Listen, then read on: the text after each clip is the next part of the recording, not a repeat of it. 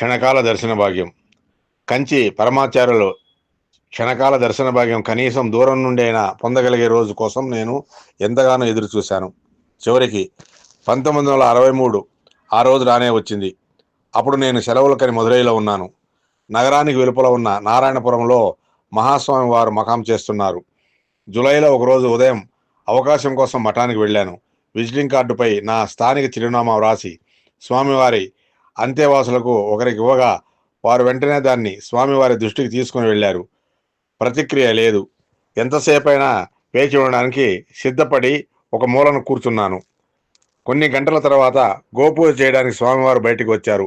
నేను స్వామివారి కనపడేలాగా ఉన్నా కూడా వారు నన్ను గమనించలేదు.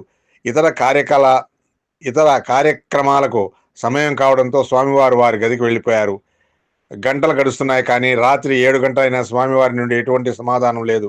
స్వామివారు ఇక సాయంత్రం పూజకు వెళ్తారని, తరువాత ఇక విశ్రాంతి తీసుకుంటారు కాబట్టి ఇక వేచి ఉండడం అవసరం లేదని తెలిపారు. ఇలా 5 రోజుల పాటు జరిగింది. కానీ నేను వదలలేదు. నిరీక్షించే సమయం పెరిగే కొద్దీ స్వామివారితో మాట్లాడాలనే కోరిక నాలో బలపడింది. ఆఖరికి 6వ రోజు మధ్యాహ్నం 1 గంటకు నన్ను స్వామివారు కలవాలనుకుంటున్నట్టు మఠం నుండి సమాచారం అందింది. ఆలస్యం చేయకుండా వెంటనే మఠానికి వెళ్ళాను. కానీ అది అంత సులభం కాదు. నన్ను వేచి ఉండమని చెప్పారు. 4 గంటల తర్వాత స్వామివారు నన్ను కలవడానికి ఒప్పుకున్నారు. నిరీక్షించిన క్షణం వచ్చింది. శరీరంతో ఉన్న భగవంతుని ఎదురుగా ఉన్నాను. మేధోహంకారి, నాస్తికుడు, విగ్రహారాధనను తప్పుపట్టే ఆర్థర్ కోస్లర్ పరమాచార్య స్వామివారిని గురించి ఈ చెప్పిన మాటలు గుర్తొచ్చాయి. స్వామివారితో మాట్లాడిన తరువాత భారతదేశం మరియు జపాన్ గురించి అర్థరహితంగా రచించిన the lotus and the robot పుస్తక వివాదాస్పద రచయిత చెప్పిన విషయం, భగవంతుడు ఉన్నాడో అనుకుంటే అది వీరే.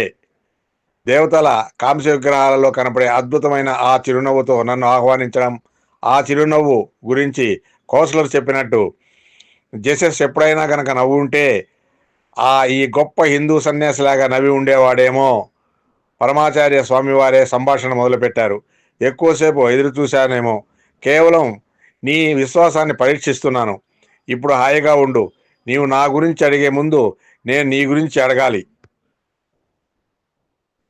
కన్నతండ్రి లాంటి ప్రేమను కురిపిస్తూ చాలా పారదర్శకంగా నా కుటుంబ వివరాలు, నా గత జీవితం, నా ఇష్టాయిష్టాలు, నా ఉద్యోగ వివరాలు, ఏవైనా ఆరోగ్య సమస్యలు, నా బాంబే జీవితం, ఇలా ఎన్నో విషయాల గురించి అడిగారు.